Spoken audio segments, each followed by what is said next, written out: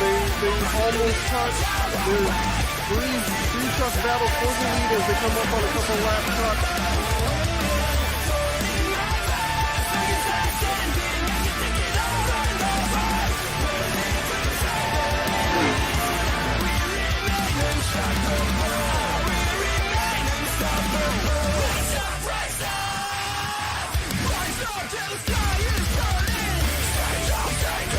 Luis is definitely not going to let him in. He'll get there in split second. He's going to take him 3 wide down to the line. DeWeese tries to go block. And here comes Chris Smith off turn number 4. Wesley Pistol might have a shot at the win here. Here they come to the line. Oh, he gets the back. And Pistol.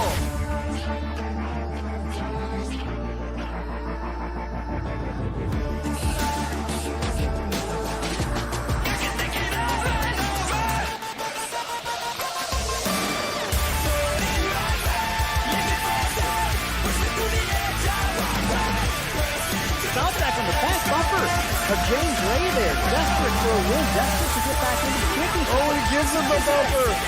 Evan Piet is going to come through to win it.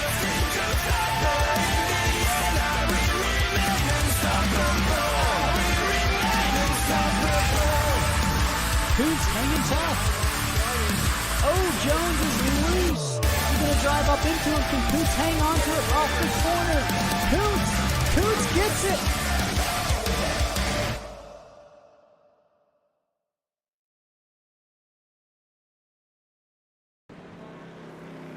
If it's Tuesday, that means Apex Energy Series Racing from the Slingshot Racing League. Welcome, race fans. I'm Ellis Thomas, joined in the booth tonight by Chris Smith. We're bringing you live racing action in the Xfinity B-Class cars from Road America for some right-handers tonight in the Sim Racing Concepts Grand Prix. Situated just beyond the idyllic village of Elkhart Lake in the scenic Kettle Moraine region of Wisconsin, Road America was built in 1955. Previously, between 1950 and 1953, the town had been the host of an annual sports car race conducted on improvised circuits, utilizing interconnected segments of county highways. Safety concerns, though, eventually led to the discontinuation of open road racing. The track's construction was masterminded by a local civil engineer named Cliff Tuft, who meticulously crafted a 14-turn, 4-mile stretch of asphalt that gracefully traversed hills and valleys. Tuft ingeniously utilized the natural contours of the landscape to create organic viewing areas for spectators. Even more, it's the only track in North America that hasn't had any significant changes since its creation. Road America is a globally celebrated road racing venue. It's hosted numerous significant North American racing series. Its storied past includes SCCA sports cars in the 50s, Can-Am and Trans-Ams in the 60s and 70s, IMSA's GT and GTP cars since the 1970s, IndyCar in 1982, and most notably for us tonight, NASCAR. Even graced Road America all the way back in 1956, with Tim Flock achieving the first victory there. Up until last year, it actually had a long tenure on the real-life Xfinity schedule, and even a few stops by the Cup Series. Chris, the track we're racing at tonight was designed to take advantage of the natural terrain, with the undulating landscape providing unique elevation changes. You're going to see those tonight, and some of the most extreme of any road course. Drivers will be facing a series of literal and metaphorical ups and downs on the track tonight. What are they going to have to do to make it to the end of these 35 laps in one piece and on top? Well, they're going to have to be able to adapt for one. Like you said, this is a very unique track with a lot of character. Probably one of the more character-heavy tracks of all the road courses that the NASCAR circuit races on. You have a lot of downhill braking zones. You have uphill braking zones. Fast corners, slow corners, a lot of undulations like you mentioned. So drivers are going to have their hands full all night. We've got 35 laps here in the Apex Energy Series, which doesn't sound like a lot, but with a 4-mile track and 2 minutes plus every single lap, you're going to see plenty of racing action tonight. We've got about 18, 19, 20 laps on a tank of fuel, so everybody will be able to make it on one stop tonight. And we've got that stage break, or it's not a break, but the stage lap is at lap number 14. So it says down there, high tire degradation is expected. We're going to talk more about that here in just a second. Drivers are going to have to watch those rear tires tonight. Drivers going to have to watch a lot tonight, Chris. Hot and heavy racing coming your way. But before we get to the most exciting stuff, we're going to hit up a slingshot racing pre-race tradition. Everyone loves to hear it, the national anthem. We're going to play that, and then we'll be back on the other side of the anthem, everyone. Thanks for tuning in.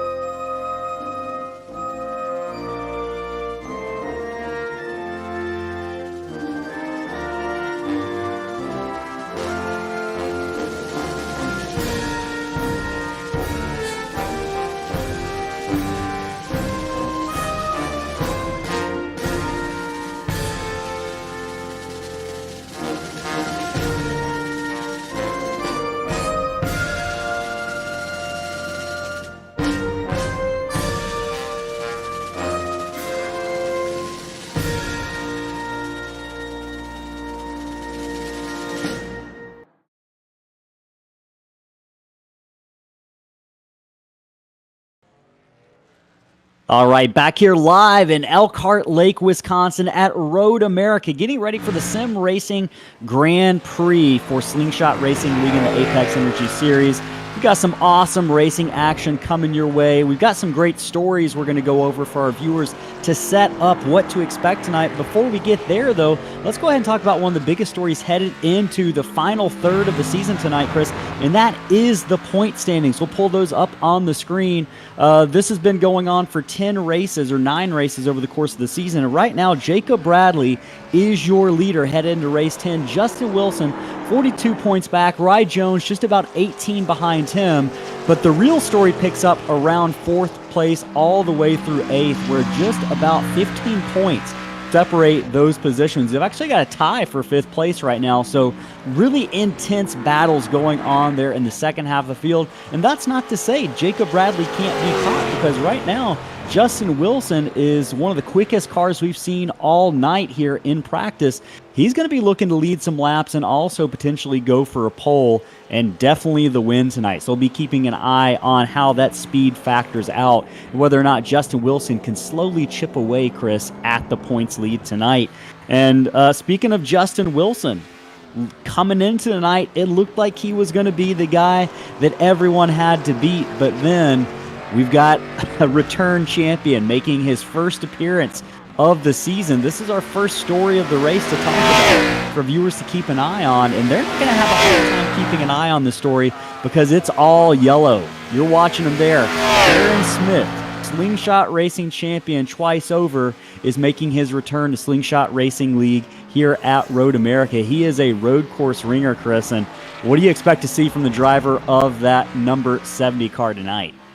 I expect to see him up near the front all night long. I wouldn't be a bit surprised to see that yellow number 70 in victory lane at the end of the night tonight. Aaron gets around road courses really good in IndyCar, but he is exceptionally good on road courses in all NASCAR vehicles, and I think the drivers are going to have their work cut out for them tonight if they're going to have any chance to dethrone the road course king here.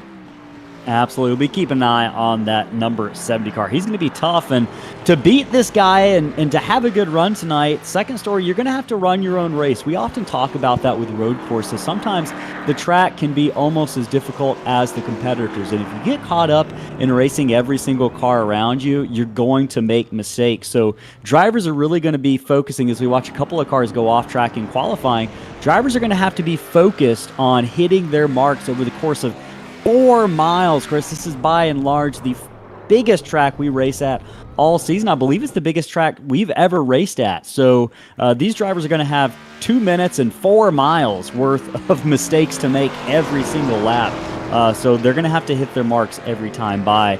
And we've got a couple of road course ringers in the race tonight. Watching one of them right now, Nick DeCesare in that 00 with his teammate Matt Kuntz. Really great road course specialist. We've got Rye Jones, who's great at road courses. We've got Chris Pearce, who's going to be someone to keep an eye on tonight in that number 65.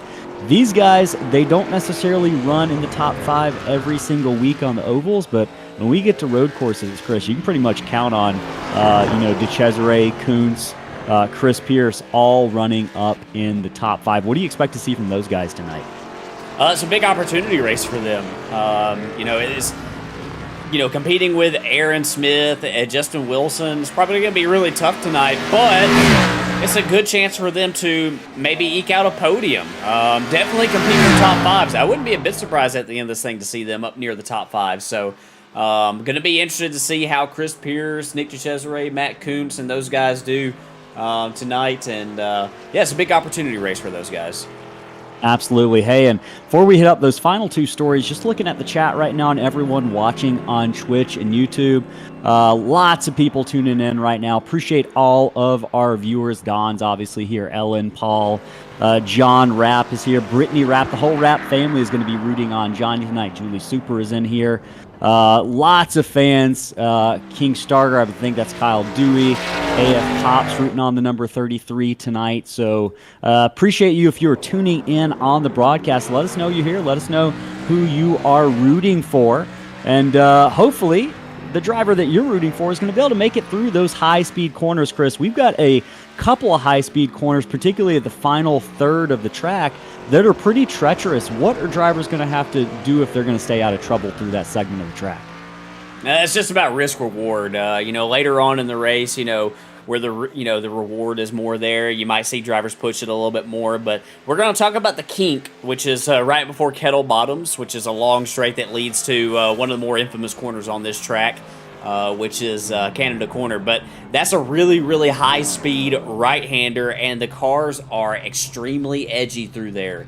They're very difficult to handle. You have to hit your marks perfect through there. So going to be interesting to see how the guys tackle that corner tonight. Yeah, we are going to be keeping an eye on several of those corners. We'll take a look at those specifically as the race develops. Last story, manage tires. We talk about that in Slingshot Racing League, it feels like on a weekly basis tonight. But Chris, I ran the practice race last night, and I can attest that these cars are hung out and they are loose off the corners. And if drivers are not easy on their tires, they're not going to make it for the 18 to 19 laps that we believe they need to make it. These things are going to wear out fast if you are not careful. What do drivers have to do to make sure that happens? It's just all about treating that throttle pedal like you got an egg between your foot and the pedal itself. You got to be easy on the gas, on corner exit. I wouldn't even be getting full throttle in some of these corners until I got to the straightaway, just to try to save that rear tire as much as I could. So, and when you slip it one time, it's easy to slip it another time, and it just keeps getting easier and easier and easier. So if we see a driver slip, you might see them back off quite a bit for the next lap or two to try to save those rear tires. Awesome. Well, lots of stories to keep an eye on. Qualifying has just ended, and Aaron Smith is going to be on the pole for the race tonight, qualifying in that number 1 slot. We're going to look at the starting grid for the Evan Pienta Pole Award. We mentioned that goes to Aaron Smith tonight. The driver with the most pole awards at the end of the season, Chris, is going to get a free paint scheme consultation and design from Evan Pienta Designs, who has designed a lot of the cars you're going to see on the track tonight. So congratulations to Aaron Smith. Justin Wilson, we mentioned, second place in points, is going to be starting second tonight. Johnny Rapp going to be starting third. Great qualifying effort for the driver of that number 52, Chris. I know he's got some fans in the chat tonight. Jacob Bradley, your points leader, starting fourth. Chris Pearce, one of those road course ringers in the Sim Racing Concepts car tonight, going to be starting fifth. Great qualifying run for him. Scotty Sobzak going to be starting sixth. Rye Jones going to be starting 7th. Matt Kuntz going to be starting on the outside of row number 4 with Patrick Piper starting inside row number 5 in the 9th position. Patrick Piper's a great road course racer. Randy Bechtel looking to work his way up even further through the points this week. Had a really good run at Montreal despite having some connection issues. He fought back, ended up with a good finish. He'll be looking to do the same tonight, minus those internet connection issues. Chase Berry going to be starting 11th. He had a really good run at Montreal as well. Nick DeCesare, who we're going to talk to momentarily, starting in the 12th position. Jeremy Gardner starting 13th. Jacob Chase starting 14th, and Sean Johnson starting 15th. We're going to let the rest of the starting grid scroll through here in just a moment, and we're going to pull in one of these very racing motorsports road course ringers, Nick Cesare, and talk to him about what we can expect to see tonight. I'll be back in just a moment.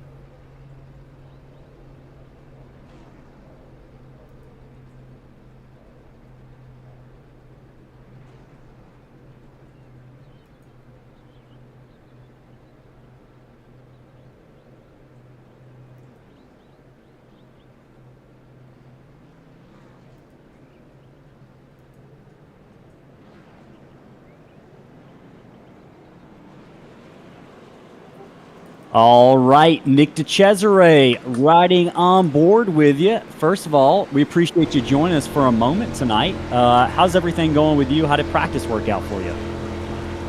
We put a hefty amount of practice, I would say, but I'm not sure it helped all that much. What kind of things are you doing during practice at a road course to prepare? For me, this week I've had a really hard time protecting the rear tires.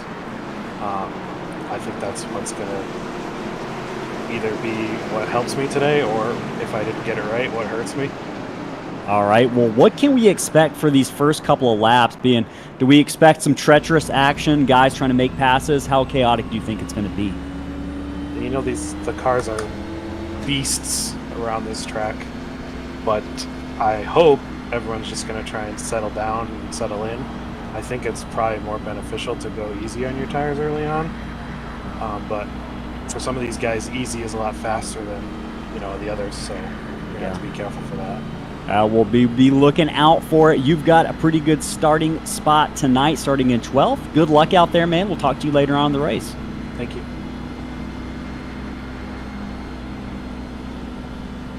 All right, so you heard from Nick DeCesare there in the 00 Sunoco car. Pretty good starting spot in 12th. These drivers working their way around the track.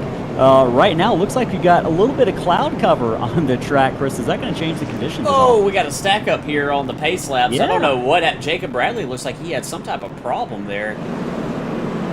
Don't know what happened. Gathered up okay. Yeah, that was unusual to say the least. Yeah, there's a lot of cloud cover around here, so that's going to put a little bit more grip in the track, and it might give these drivers a false sense of security here. We'll just have to see how that plays out. They might tackle it a little bit harder early on here.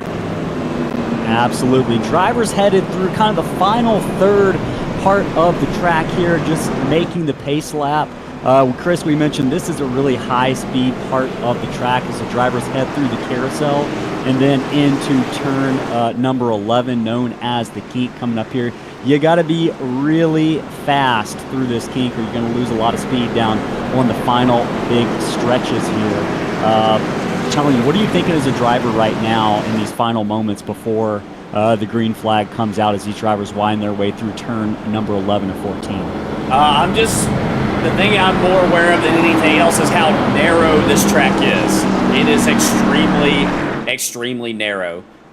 It is very, very, it's very easy to get caught up in a lap one incident here. So, because cars hit these walls and they bounce off these walls back into traffic. So, I'm going to be very aware of that. I just want to survive this first lap. Turn 1 is really tough on most of these road course races in NASCAR vehicles. So hopefully everybody hits their braking zone perfectly and we make it through.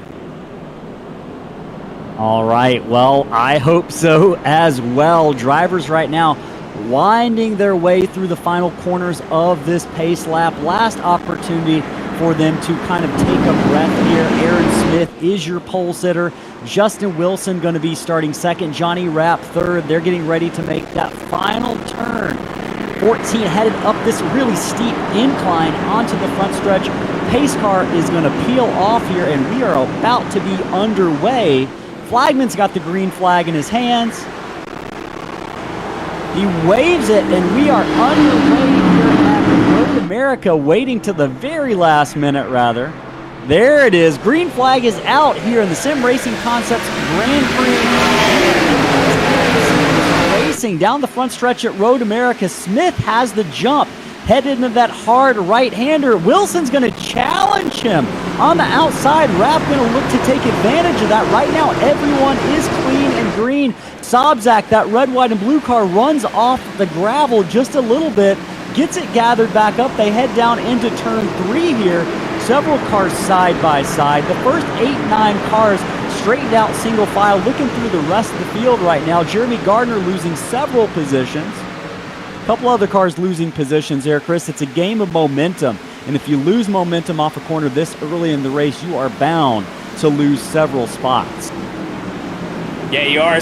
Scott Tompkins out wide there, but he holds on to it, does a nice job. A little bit of a stack up right there. That's easy to have happen on the first lap. As we go uphill, this is a deeper braking zone, but it's also a blind corner here. This left-hander underneath the Corvette bridge. Absolutely. Drivers coming up on some of the most challenging parts of the track, the high-speed final third segment in Speedville, as it's become known, as drivers head through turn number 8 here into turns number 9 and 10. Aaron Smith still leads the way, but much left undecided right now. Nick DeCesare in a little volley back and forth with the Tennessee Volunteers car of Wesley Pistol. This is all the way back in 12th place, but this is where some of the closest racing on the track is happening right now as they make their way out of the carousel into the peak here in just a moment. DeCesare gets a pretty good run off that corner. It's actually Matt Coots in front of Wesley Pistol. My apologies on that. Yeah, he is cleared Wesley Pistol. If you're Matt Kuntz right now, you want to try to just get some clean laps underneath you right here, maybe put some distance between yourself and that driver behind you. Absolutely. It's all about distance here. You don't want to have a guy too close behind you in the corner, because with some of the heavy braking zones that we have here at Road America, it is a little bit too close for comfort. And you'll notice that down these long stretches into some of these harder right-hand lanes, the car behind you closes the gap pretty quickly, and we're going to see that headed down into 1 here. We'll see if any of these cars can make up the gap on the car in front of them. And it's a great opportunity to pass if you're close enough. But it kind of brings up the point, Chris, that Road America isn't exactly the widest track, so you have to be pretty selective with where you're going to make those passes. Where are those best places to make the passes, generally speaking? Yeah, I think going into turn 1, where you just saw these drivers as a hard right-hander, good braking zone, I think that's a good spot to do it. I also think coming up... we got a wreck behind. Sorry about that. It looks like Scott Tompkins as well as another car got involved. I think that might have been Sean Johnson. This is all the way, I believe, in turn 2 and 3. Yeah, watching that number 32 of Sean Johnson gets caught up with Scott Tompkins there. Lap number 2. Already some contact between these guys. Scott just got into the back of the 32. It looks like they're just what we had talked about, Chris. High-speed corner. Yeah, it looked like he just got in there a little bit too hard. Everybody's got different braking zones. Scott might be focused on trying to make up as much ground as he can on corner entry, and Sean might be focused on trying to get the best launch he can on exit. Just different agendas. Different agendas indeed. And hey, wanted to let everyone know it is Jacob Chase in the number 43 car. It's his birthday today.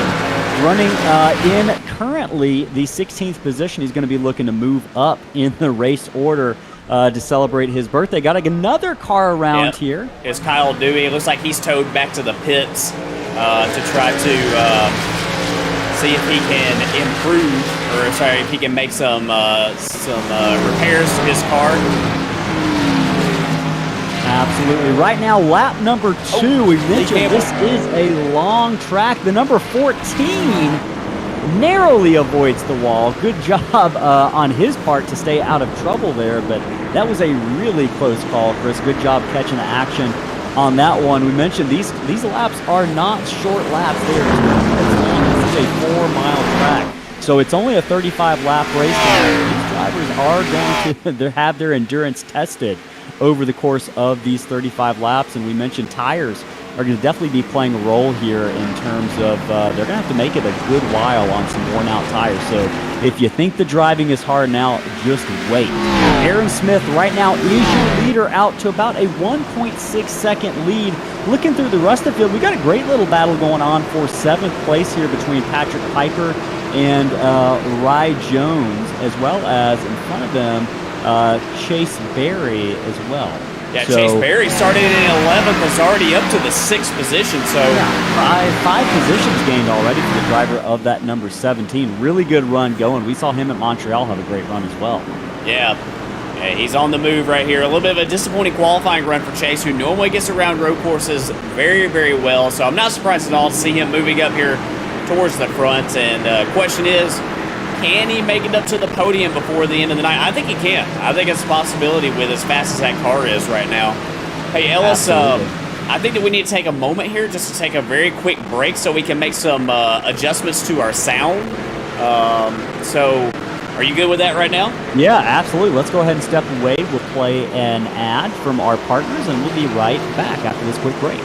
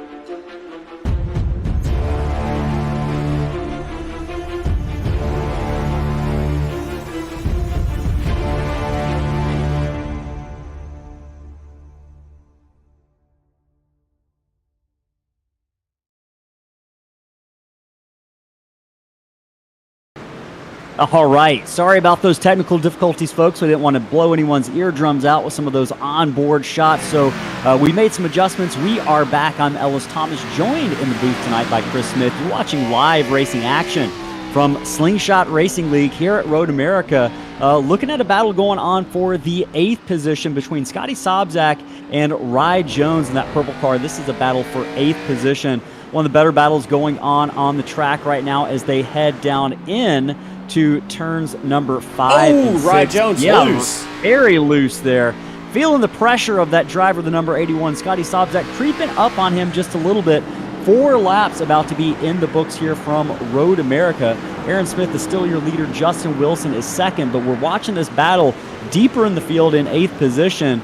Let's take a quick look at how Scotty Sobczak is rolling through these corners. Maybe the onboard cam with some telemetry, if possible, if we got access to that right now.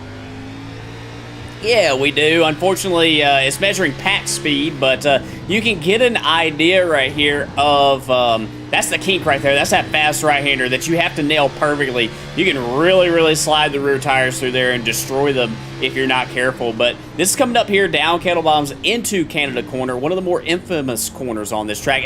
Oh, man, Patrick Piper loose. Yeah. Off into the gravel, but he is going to get it straightened out and keep on rolling. Yeah, so that's going to be a position, couple of positions lost there for Patrick Piper. And again, to speak to one mistake can cost you several positions. It costs you momentum here. Patrick Piper just found that out the hard way as these drivers work their way up the front stretch here, coming to lap number 5. Going to see Rye Jones extend his gap on Scotty Sobczak just a little bit. And these road course races, Chris, are some of the hardest of the season. You saw, just talking about Patrick Piper there, mistakes are easy to make. If you overshoot a corner, you get a little bit greedy for speed, you give up that speed and you give up a lot more here, kind of just with a simple issue of braking or just maybe a wrong angle. Missing the apex of a corner can cost you a lot of time. We see Patrick Piper really loose off these corners. Yeah, I see Patrick sliding around a lot on the exit of the corners, and I think that he probably wants to try to run a few laps here without doing as much sliding, because I think he's just making those rear tires angrier and angrier as he slides around. And once you step out for one corner for one lap, it'll keep on doing it lap after lap if you're not careful. Yeah, it definitely will. Hey, let's check in with our road course ringers right now. Matt Kuntz and Nick DeCesare, our very racing motorsports teammates, running 11th and 12th right now. Matt running the McDonald's paint scheme in the 13, looking really sharp right now. We saw him having a good run inside the top 10 at Montreal. And I'm curious, we often see these drivers. This is a great onboard shot. Just look at the hands and all the movement going on with Matt Kuntz's hands as he drives through these corners. Obviously going through the carousel there, but several corners here, lots of precision movements that these guys have to make. And that shot right now, not probably exactly one-to-one of the wheel that they're holding in their hand in real life, but still you can see the wiggling back and forth. You can see a lot of the feedback coming through that wheel as these drivers head down into some of the final corners on this circuit right now. Yeah, and, as the run goes on, that wheel movement is going to get more and more extreme. And one thing I heard from the onboard right there is it sounds like Matt is really interested in the long game today. He wasn't really, he wasn't stabbing the throttle. He was easing into the throttle, and I think that's something really important. I think that's where you're going to see the fast guys on the long runs. I think that's going to be how they do that, is just easing into that throttle. And it looks like here these last couple laps, he is making up a little bit of ground on Patrick Piper ahead of him. Yeah, and I'm interested to actually take a look at the battle right now for 16th and 17th, Chris. For just a moment, James Danforth was making up a lot of ground on 16th place Sean Johnson. He lost a little bit down the front straightaway, but I'm curious to see through some of these high-speed corners. We actually see Wesley Pistol making a pass on Lee Campbell back there for the 18th position. Wesley Pistol started in the 17th position. He lost a handful of positions on the start, but right now, looking at James Danforth also losing a little bit of ground off that corner. That battle for the 16th position has widened up a little bit. Now that number 7 orange and white Tennessee Volunteers car is going to have his sights set on James Danforth here. We'll see how he's able to kind of reel that car in. You can see the gap made up by Wesley Pistol getting really close to the back bumper of that 88 of James Danforth, and that's what I was talking about earlier with really high-speed braking zones being an equalizer to a degree. Yeah, and Sean Johnson, we saw him run into trouble earlier with Scott Tompkins. Sean is turning some really good laps back here in the back half of the top 20. So he's trying to make up some ground that he lost. Sean only has one other slingshot start, and that was our last race at Phoenix, where he had a great showing. Yeah, he finished in the top 10, didn't he? He did. Yeah, really good showing for Sean Johnson. We are glad to have him back in the fray tonight of Apex Energy Series Racing. Here from Road America, I'm Ellis Thomas, joined in the booth by Chris Smith. 6 laps in the books. Aaron Smith is your leader, Chris. And just to revisit what's going on up front for our viewers, Aaron Smith is your leader. Justin Wilson about 3.5 seconds back. Johnny Rapp just about 12 car lengths back in the 3rd position, or about a second. Right now, the top 5 or so are pretty well separated. It looks like Chase Berry might be making up a little bit of ground, though, on Chris Pearce, who's in the 5th position. And I'm telling you, if I'm Chris Pearce and I see that number 17 black and purple car catching me, I'm starting to get a little bit nervous based on what we had happen at Montreal. Yeah, didn't they get together at Montreal in the closing stages there? Yeah, I think there was a little bit of contact between those cars, if I remember correctly. Chase Berry got into the back bumper of Chris Pearce. Tough racing. It wasn't anything intentional on Chase Berry's part, but it definitely cost Chris Pearce a top 3, a podium finish. Went on, I believe, to finish 4th, so ended up being okay over the course of the race. He had a bit of a cushion on the couple positions behind him, but I know Chris Pearce is going to be looking to avoid something similar happening tonight. But Chase Berry, he's a guy that we don't really give a lot of credit to for having some road course chops, but that number 17 car is looking pretty stout tonight. You mentioned it earlier. He's already moved up 5 positions, and he's picking up a little bit of time here on the 65 car. So Chase Berry will be looking to see how he matriculates up through the field the rest of this race, Chris. Yeah, he will. And I'm trying to watch, the gaps between the drivers here. And one thing I've noticed is Johnny Rapp is he's keeping tabs on Justin Wilson here. He's not letting him get away down into Canada Corner right here. And, he's doing a really nice job of, maintaining pace with him. I think this might be a good time, Ellis. What do you say if we take a lap on board with Johnny Rapp right here? Yeah, let's go ahead and take that on board. I know we got some John Rapp fans in the chat right now. We'll ride on board with Johnny for this lap around here. Headed up the front stretch, Chris. I'm going to let you handle this as the driver expert. All right, so up the hill right here. This is a very unique front stretch, way uphill, big elevation change, a lot of character here. Start-finish line right here. Very narrow front stretch, as you see right here. A lot of high speeds, probably about 180, hard onto the braking in turn 1. One of the best passing zones right here on the track right here. Johnny gets a little bit loose right there in the middle of the corner, but does a nice job of not sliding the rear tires. Here they do go down into turn 3. This is another hard right-hander. Not really a great passing zone, but then they go down this long straightaway. This is technically turn 4 right here. It's not really a turn, just a little bend in the straightaway. Go all the way down here. This is another long straight high speeds as you go downhill. This is a tough braking zone right here because you're going downhill. You got to brake early. This is turn 5, left-hander. And as you come out of this corner right here, you can't see the next corner. All you can see is that Corvette bridge right there. Hard on the brakes right here. This is turn 6 and uphill. You can be a little bit more aggressive because it is uphill. Wait a little bit later. On this little short stretch right here, this is turn 7, right-hander, and that's going to set you up here coming up for turn 8, another left-hander.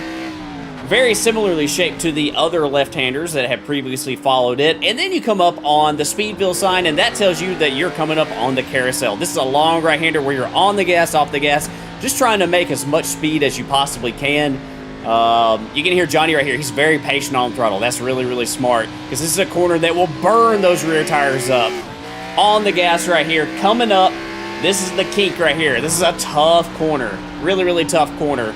That's turn 11 right there. You got to hit it perfect or you're going to go off wide. Johnny does a nice job right here, and now he's on kettle bottoms. Long straightaway before you get to the more infamous Canada corner. All the way down to second gear right here. Good passing zone as well later in the run. Johnny gets through there very well, and that sets him up to come up to turn 13 right here. This is a quick left-hander. Take the car out wide, almost clip that grass right out there, and then you set up for turn 14. Go wide to the left right here, hit that apex real nice, come out all the way next to that rumble strip at the grass, and that's a lap around the infamous Road America. Man, I feel like you should be out there racing this track right now. You know it better than I did last night when I got in that practice race and just about embarrassed myself, man. Turn 8, though. I want to just talk for a second. Turn 8, kind of the lead into that carousel, kind of the, really last big hard braking zone before they get to Canada Corner. Turn 8 is an area I've been watching for the past 3-4 laps, Chris. Several drivers have had problems there.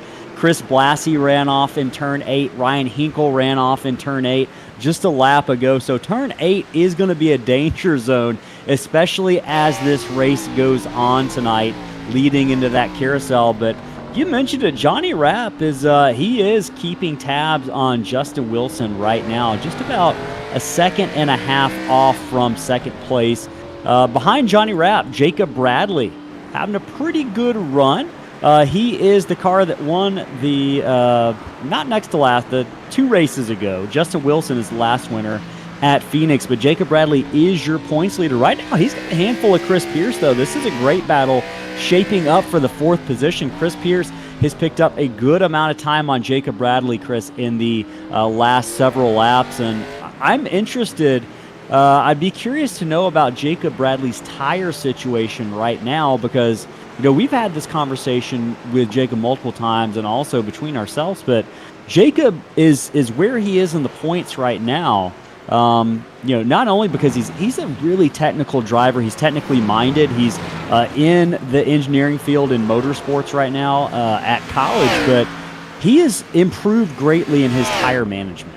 That is something that when he came in the Slingshot Racing League a year or so ago, he really struggled with in the 87 stock cars. But over the course of the last couple of seasons, we've seen Jacob Bradley in this number 60 just really learn and understand tire management. I'm wondering how that's going tonight. We're seeing him pull away a little bit from Pearce now, but I'm wondering how much of a factor tire wear is playing in kind of the handling of that car right now for the 60.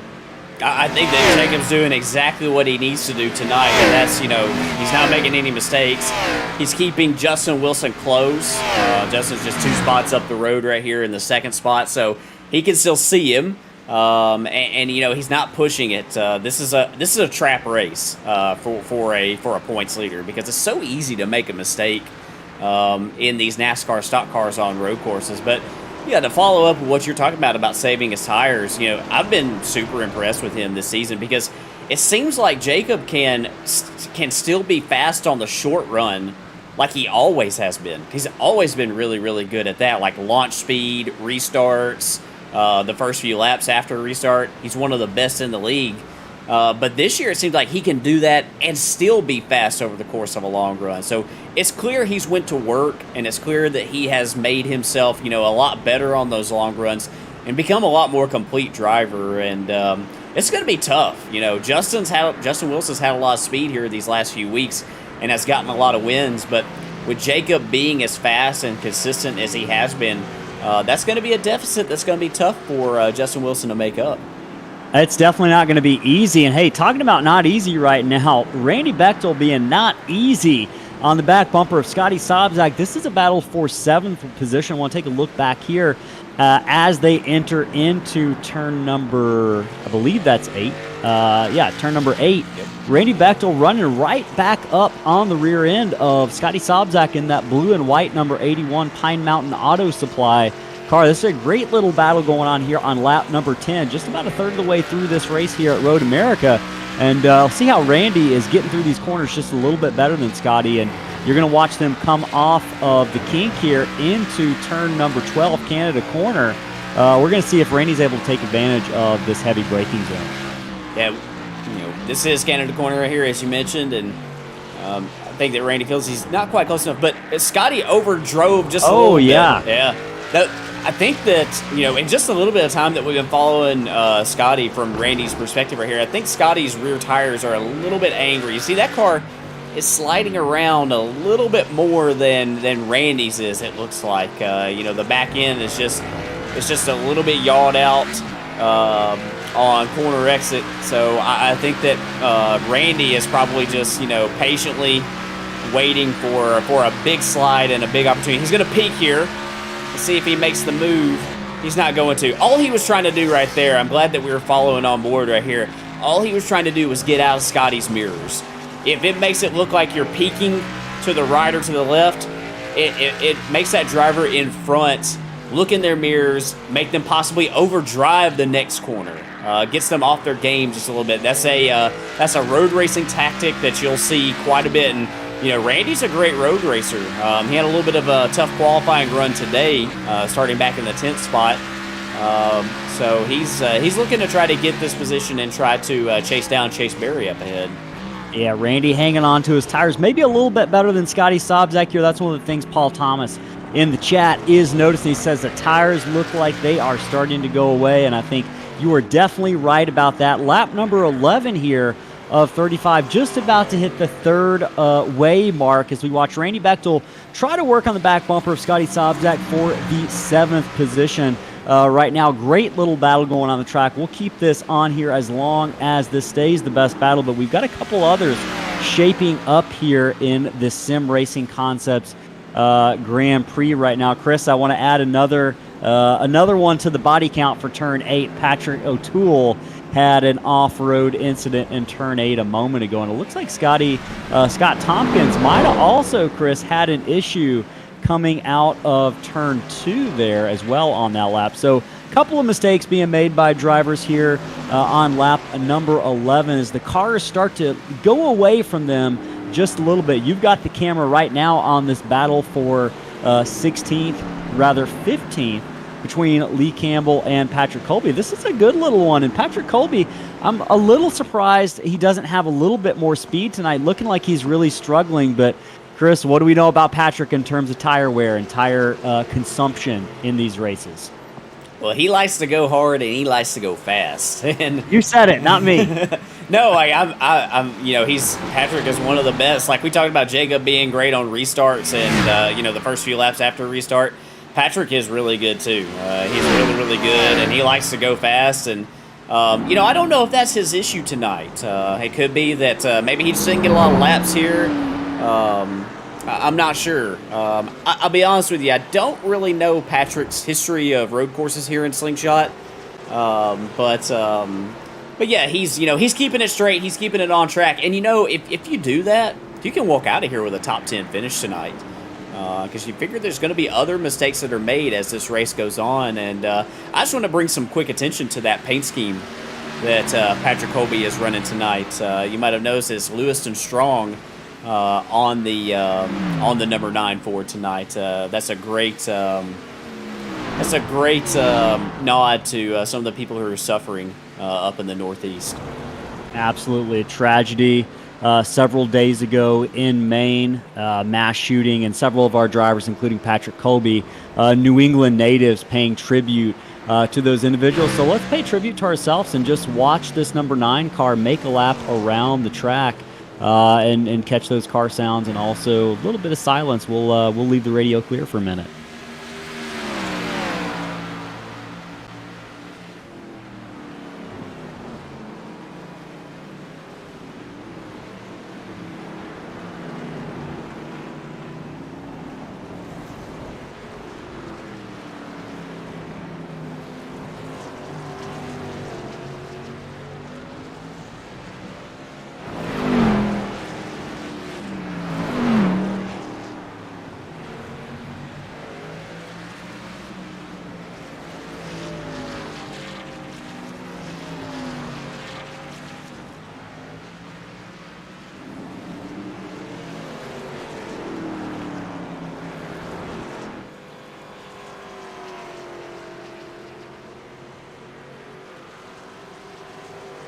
All right, so we'll come back from that moment of silence. Watching Patrick Colby, that battle is heating up. Lee Campbell working on the back of Patrick Colby, and Colby runs a little bit wide there, and Lee Campbell headed down into turn 8. It's going to get a good bit of momentum headed onto that Speedville sign as they head into the carousel right now. Colby's going to carry a little bit of more speed. You can see a difference in approach to these corners, Chris, with Colby running a little bit high, diamond in the corner, then coming back low off of exit. Looks like Lee Campbell gets a good run down here, headed into the kink. Probably going to think better, trying to make a pass here and maybe set it up coming down into Canada Corner. The next corner here, turn number 12. Yeah, this is turn 14 here. As they come onto the front straight. Sorry about that. I was a little bit behind. That's okay. Yeah, so we were riding on board where Lee Campbell got really close to Patrick coming into the kink there, and that's something that you see a lot in that corner. He got right up to his rear bumper going into the kink, and then in that high-speed right-hander, he got very arrow tight, and he lost ground going into Kettle Bottoms. That is so easy to do in these cars, especially in that corner, with it being as fast and as high speed as it is. You really rely on the arrow. As Patrick Colby is sideways, this is Lee Campbell's chance right here, and he's going to get to the right side. He takes that door and walks right through it as Patrick Colby opens up the position for Lee Campbell. And you can see just how much speed Patrick Colby lost with the bad corner there. Lee Campbell's not only able to take advantage of it, but he's able to pull a little bit of a gap on Patrick Colby there, almost opening up to a second off of that corner right now. So great job of Lee Campbell. Lee's having a pretty good run. Not someone we would typically think of as a road course racer, Chris, but he's got a top 15 going tonight in a race where 25, 26 cars started. That's respectable. Lee, we've talked about him. It's not so much of a novelty anymore, but Lee just comes out there. He gets the job done on a regular basis. So kudos to the driver of that number 14, but I think you're watching a battle right now. No longer a battle as, actually Chris Pearce closes up to the back bumper of Jacob Bradley. You see a lap car down on the front straightaway. Maybe took Jacob Bradley's breath away for just a moment, but Bradley's sitting in 4th position. He's got Chris Pearce closing up on the back bumper, and this has been a battle going on for probably the last 6-7 laps or so. Looks like the 65 is closed up just a little bit more, but Jacob Bradley always has, to this point, seemed to find a way to answer those counter moves by the 65 as they head through another corner here. Yeah, and we go back here to the 7th and 8th positions. Those have swapped. Randy Bechtel has made his way around Scotty Sobczak. It took him a while, but he did get around him, and you see what happens once he cleared him. Randy's opened up that gap already to about 1.5 seconds. So it just shows you, like, when you're behind somebody on a road course, it can really, it's just difficult to make that pass. It's just really, really difficult. But once you get that clean air, once you get that position on that car, you just start walking right away from them if you got the speed. And that's what's so frustrating about this type of racing. It's fun, but it can also be extremely frustrating because of that. It can be extremely frustrating. And hey, let's see if we might be able to grab a word with the driver right in front of that 81. Driver number 13, the driver 2 cars behind the 81, the driver number 13, Matt Kuntz. I'm going to stop in their room real quick and see if we can pull him in to hear from him real quick. I'll be back in just a moment. All right, as Ellis does that, Matt Kuntz right now running in the 10th position, having a very, very solid race right here. We saw him earlier pull away from the 38 of Patrick Piper, and he has continued to do so, and he's closing in on Rye Jones. Got some good long run pace tonight.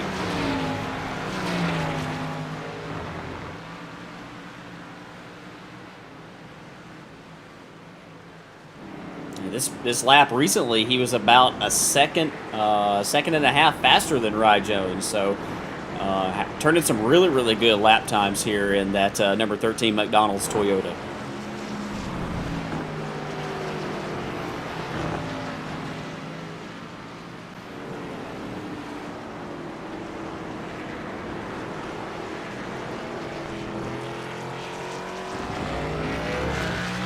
As he comes onto the front stretch right here, he's got that driver of Rye Jones just in front of him. See what kind of ground he can make up on corner entry. All right, back here at the broadcast booth, we got Matt Kuntz just for a second here. Matt, appreciate you joining us. Talk to us about what you're experiencing so far in this car. I know the tires seem like they're going south pretty quickly. Yeah, I think it's a tire management race, honestly. The guys in front of me really put some time on me at the beginning, but I've really kind of fought back, I think, in the last couple of laps, and I think it's just taking care of tires. Yeah, man. Well, looking like you're going to close the gap on Rye Jones. Is there a preferred spot to pass tonight? I don't know. I think the Classic is turn 5, but it's just hard to say. It depends on who's in front of you. Awesome. Well, hey, we appreciate you joining us. We're going to throw you back in your room with your teammate. Thanks.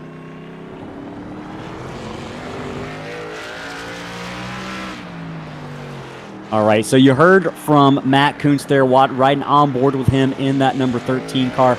Only able to grab him a second. We don't want to distract him too much. We mentioned every single corner counts here as he's making up ground. He's going to catch this lap car. It's going to be right in the right place, it looks like. Chris Blassie going a lap down. But Matt Kuntz having a good run right now, riding in 10th place. We've seen him. You mentioned it. He said this is going to be tire management. Some of these guys have not hung on to their tires.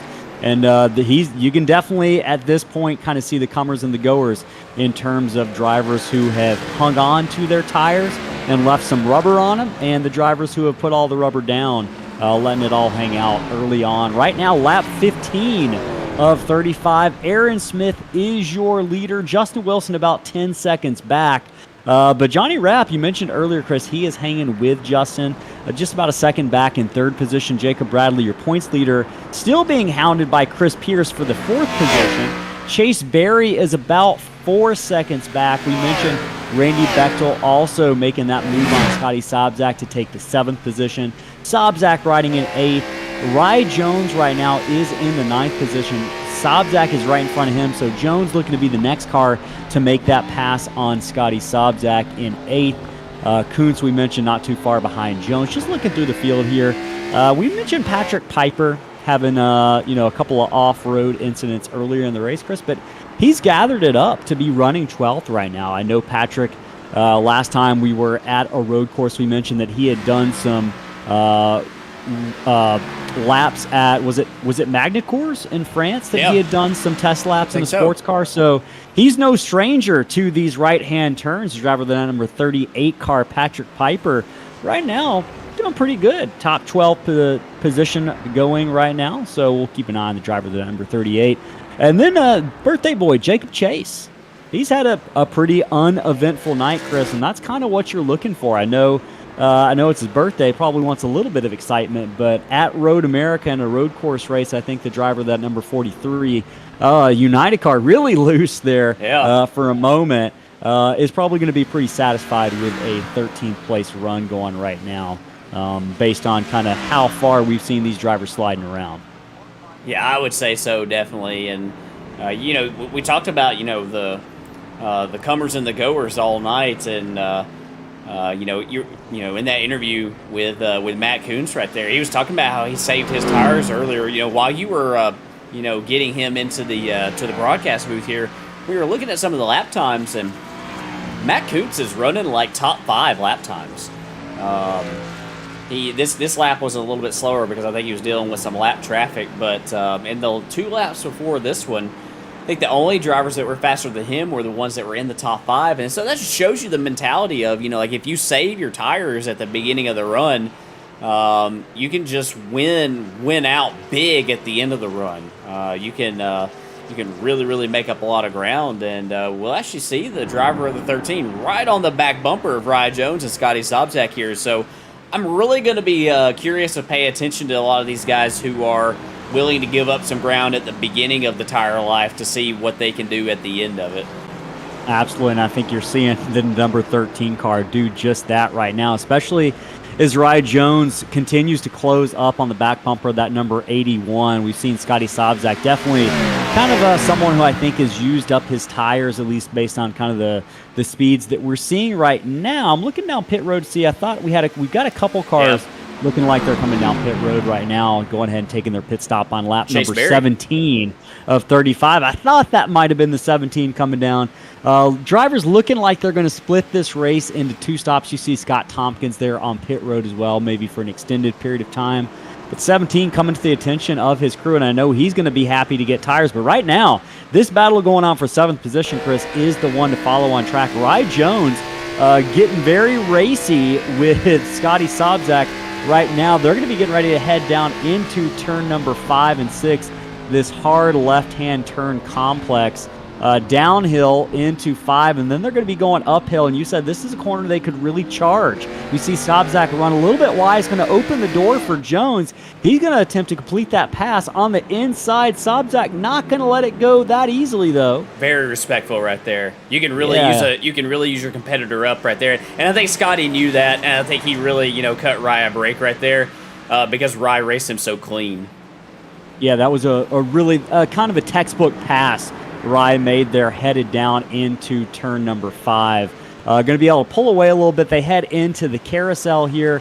Next car to try to get their way by Scotty Sobczak is who we've been talking about for a while, and we just heard Sobczak really loose through the carousel, Chris. That was a point we mentioned could go awry for drivers very quickly, and you're going to see it's going to open the door for the driver of the number 13, Matt Kuntz. He's going to have to let off there in this high-speed kink, but it's going to set him up for a pass headed down into 12, into Canada corner here on the 81 of Scotty Sobczak, who's not really going to have much choice unless he's going to force the issue braking-wise, and he does, but we're going to see if he's able to stick the landing down into 12. Really good job by Sobczak, Chris, to hold off on what looked like it was going to be an inevitable pass.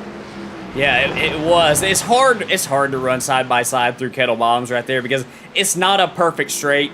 You're doing a lot of moving around, and as we mentioned before, this track is deceptively narrow. It's very narrow, and you got walls on both sides as Rye Jones is going to make a pit stop here. Yeah, Rye Jones, Jacob Bradley, Chris Pearce, all coming to their attention of the crew on the pit straightaway. Bradley's going to pull into his pit. Chris Pearce might have run through a few more pit stalls than I think our race controller, Sam Maxwell, is going to like. I'm curious to see. Maybe I overcounted there. It might have been very close, but Justin Wilson definitely leads. as we watch Justin Wilson, your leader, or second place runner, also coming off of pit road. Oh, and this is Jones coming there as well. This is what you don't want if you're Justin Wilson, to come out right behind a driver who is on orders, but he's going to get around him fast. Yeah, it's not going to be a problem here as they head down into where are they right now? That is what, turn number. I think that was turn number 3, if I'm not mistaken. Yeah, turn number 3. Coming up on the little bend in the road, which is classified turn 4, but it's not really turn 4. Yeah, some of these turns are a little bit of a stretch to call them a turn, but we got to go with their nomenclature and naming convention as they head down into turn number 5. Wilson leading to Cesare, but that is 2 different laps. Essentially, actually the same lap now. Justin Wilson's just backed up to Nick DeCesare, running in the 7th position there. Wilson has pit, DeCesare hasn't, so you've got some guys kind of staying out right now. Some of the guys that have not pit yet. Aaron Smith hasn't pit, Johnny Rapp hasn't pit. Really, Chris, your first top 5 have not pit. Justin Wilson, the first car to pit, back there in 6th position. Yeah, so, if I'm Aaron Smith, I'm not really feeling the. I mean, I can go a little bit longer here because if I'm not mistaken, I think it was about a 12-second gap at least when the cycle of pit stops began. So, that's 12 seconds to work with. Aaron's last lap right here was a 2:18.153. So they've slowed down about. Aaron has at least about 4 seconds, not quite 4 seconds, from his fastest lap. When Justin Wilson crosses the start-finish line here, we'll start to get an idea about how much time he's gaining here. So Aaron might go 1 more, maybe 2 more laps before he makes his pit stop, if he can do it on fuel. Several drivers right now have made their stop, but we're also looking at about the rest of the field, about half the field that is yet to come. They're on 19-lap-old tires. Several cars on pit road right now. Randy Bechtel, Johnny Rapp, just looking through there as well. Nick DeCesare. Yeah, Nick DeCesare is on pit road. Scotty Sobczak, I'm watching crawl down pit road right now as well to watch Chris Pearce come down the front straightaway. Several cars completing what would likely be their only stop of this race, electing to split the race in half. But the tires, man, they are paying the price for these drivers wanting to make it a single pit stop race. Aaron Smith is your leader. He has not pit. Matt Kuntz also, Chris, we talked about him throughout the race. He is also waiting to pit. Probably going to come in here with the double or with the 70 if I had to guess. Hey, in the chat right now, Bama, and I believe that's Brandon Waldrop, one of our racers. He says, I'm getting ready for my big comeback next week. We cannot wait for that. So looking forward to seeing you back in action here. If you're in the chat right now, let us know what driver you are rooting for. And I've also got, quick trivia question. No prizes on the line here other than bragging rights. But what famous IndyCar driver won their first race in IndyCars at Road America in 1983? If you're in the chat and you think you know the answer, what IndyCar driver won their first ever race at Road America in the IndyCar Series in 1983, let us know who you think that is. As we watch Aaron Smith right now, your leader comes to the attention of his pit crew. Yeah, and he stayed out. Let's see, it's going to be about 2 laps longer than Justin Wilson did. So 2 laps fresher on the tires here. So if I'm Aaron Smith, I'm feeling really, really good about where I am at this state of the race.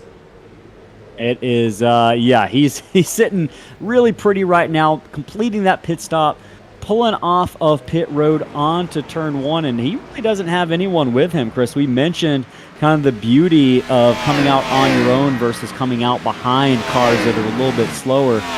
That's the beauty of pitting as late as Aaron Smith has here. So he's not going to really have a lot of cars directly in front of him to contend with, but just looking through this, Chris, Justin Wilson has closed the gap. I'm noticing that Justin Wilson now about 9.8 seconds, and I know that seems like a lot, but if I'm remembering correctly, before this pit cycle began, at least for these two leaders, we were upwards of 15 seconds or so. I think we had gotten up there. So yeah, it's that's just a couple of laps on that Justin had on those really fresh tires compared to Aaron. Justin's last lap was a 2:15.526. Whereas Aaron was turning 2:18 second lap, or 2:18 minute laps, I should say. So 2 minute 18 seconds. So, yeah, that's just the difference in the tire life. yeah, and so right now, speaking of tire life, just looking at drivers who have pit, every single driver other than Patrick Colby and Chris Blassie have made their way down pit road, add Scott Tompkins to that list. So a handful of cars staying out, and I'm just looking, Patrick Colby is on pit road at this time. Chris Blassie also making his stop. So that's pretty much everyone, Chris, who has come down pit road. Pit cycle's complete. Lap 20 in the books. Just about 15 laps left here at Road America for the Apex Energy Series and the Sim Racing Concepts Grand Prix, as we watch several cars getting a little bit racy here. Nick DeCesare in a pack with Patrick Piper as well as Jacob Chase back there in 13th. Great little scrum going on for 11th here right now between these three cars. Headed into, I believe that is headed down into turn number 8, this final left-hander before they hit the carousel. And this is a tough corner right here, as you mentioned, and it leads right to that carousel right here. This carousel is deceptive because you want to try to get through here as quickly as you can, but it can also destroy your tires because of how fast it is and how long of a sweeping right-hander is. It destroys the left rear tire. Absolutely. We've seen several drivers really struggle with the carousel tonight. Scotty Sobczak had a very difficult moment that could have gone even worse for him. He gathered it back up in there, but yeah, that carousel is a really difficult corner. Battle for 11th, stretched out just a little bit since we've started following it. Hey, to answer that trivia question, the driver who scored his first IndyCar victory in the IndyCar series got it at Road America. This might surprise you. It surprised me. I did verify it. Chris, you got any guesses before we reveal the answer? We've gotten Raback is what Bama says. I'm not sure who that is. Paul Jr., I'm not sure who that is. I'm having a hard time with this one. 1983. 1983. It did not, my mind could not compute this, but I did look it up in multiple places because I was like, you sure about that? Tell me. Mario Andretti. Okay, so I guess it's because that's not a USAC. I think that he has a lot of USAC wins. Yeah, I think this was after the sanctioning body change. Yeah. So yeah, that's a little bit of a trick question right there. Yep. So yeah, fortunately we weren't giving a prize away, so we weren't throwing anyone for a big loop there. But right now, looking at Chris Pearce in the number 65. He's trying to catch back up to Jacob Bradley. This battle for 5th and 4th place has been kind of going on, Chris, all race long. Chris Pearce, we mentioned, is a great road course racer. We've raced with him at Daytona in the 24 Hours of Daytona in the past, and hopefully do that again here in February or January of this year. Next year, coming up in a couple months. But Chris Pearce having a good run right now. Not as far up as he found himself at Montreal, but he's definitely working on that. Just looking at his lap times, last lap he was actually faster than Jacob Bradley by about almost a tenth. So really good work going on in the cockpit of that number 65 right now for Chris Pearce. And hey, he's representing one of our partners, the title of this race. sim racing concept. So we'll watch on board with him right now. Yeah, Chris Pearce, really, really solid road racer. Always enjoy racing the endurance races with Chris Pearce. He always makes me look a lot better than what I am on the road courses because he's on my team. You're pretty good though. You know, you don't mess around. I think we all know who's being made to look better than they actually are, and that's me. I'm not a racing specialist by any means, but certainly not a road course racing specialist. So, but I like to do those special events, and it's fun to be able to do it with other drivers as well. So hopefully I don't fall asleep behind the wheel on the final stint this year, like I did last year. No drivers falling asleep behind the wheel right now, though. 22 laps in the books here at Elkhart Lake, Wisconsin. Road America, 4-mile race course here. These drivers have had their hands full all evening long. Just about 13 laps left. Aaron Smith is scored as your leader. Chris, he's built that lead back up to nearly 15 seconds on Justin Wilson. So we mentioned Wilson able to close the gap on those fresh tires, but as soon as Aaron Smith put those fresh Goodyears on, he is building that lead back up. And Aaron Smith, we'll mention it. We've got his onboard up, looking at some of his information there, and Aaron Smith is a slingshot racing champion. Can't understate the difficulty of being a two-time champion as they go by. A couple of cars go by Kyle Dewey here, getting in the grass a little bit, but it's difficult. We've got a lot of good drivers, and we've got no slouches in this league. Especially, these guys who run up front at the top of the point standings. Aaron Smith being able to win 2 championships is a big deal. So, go ahead. I'm sorry, I was going to say, he's our only 2-time champion in slingshot. He's the only one who has won more than one season championship. And, we're lucky to have as many champions as we have just in our short history with all the series that we've had. And, he's the only one to repeat. I think he won the Fall Cup Series championship, and he also won the Fall last year, and he also won the Spring Gen 4 championship that we had as well. So, he's no slouch at all. You've probably seen him in a lot of other races on iRacing. He's a regular in a lot of big special events. He holds, Ellison, we were talking about this before the race, Aaron holds a lot of records, a lot of lap records, and especially on road courses and stock cars. I know that when we raced the Austria race in the Gen 4 cars, he held the record there, the world record. Nobody in the world was faster than him in those cars around that track. So I wish I would have looked it up beforehand to see how many it was, but I know it's more than one track, several tracks that he has the world record. Now, to be fair, those are pretty niche statistics in terms of ARCA Gen 4 cars running around the Red Bull Ring, but still, in terms of worldwide records, that is impressive. And Aaron, I'm telling you, Aaron has done a huge favor for us this season by helping us put together on a weekly basis driver track guide videos, which we've published for our drivers. And if you're on YouTube right now, first of all, go ahead, like and subscribe. Like the video, subscribe to our channel. You should see those buttons on your YouTube. If you haven't already done so, it's absolutely free to you, and it helps us grow our channel and get your drivers in front of more eyes. But we've also got these track guide videos. We've got a playlist dedicated to those where every track we've raced at this season, there's a 2 to 3 minute lap tutorial where Aaron, one of the best in the business, shows drivers how to get around. And I can guarantee you, every single driver who's out there tonight has probably checked out that video to help them get around the track tonight. So we, can't say thank you enough to Aaron, but putting on a clinic definitely tonight here at Road America is the 2-time champion Aaron Smith II as he returns to Slingshot Racing League here in race number 10 of this 15-race Apex Energy Series. He is your leader. Chris, he's almost up 18 seconds. So really at this point, lots can happen, right? We've seen crazier things happen, but he's got a pretty substantial lead over Justin Wilson. Johnny Rapp in third.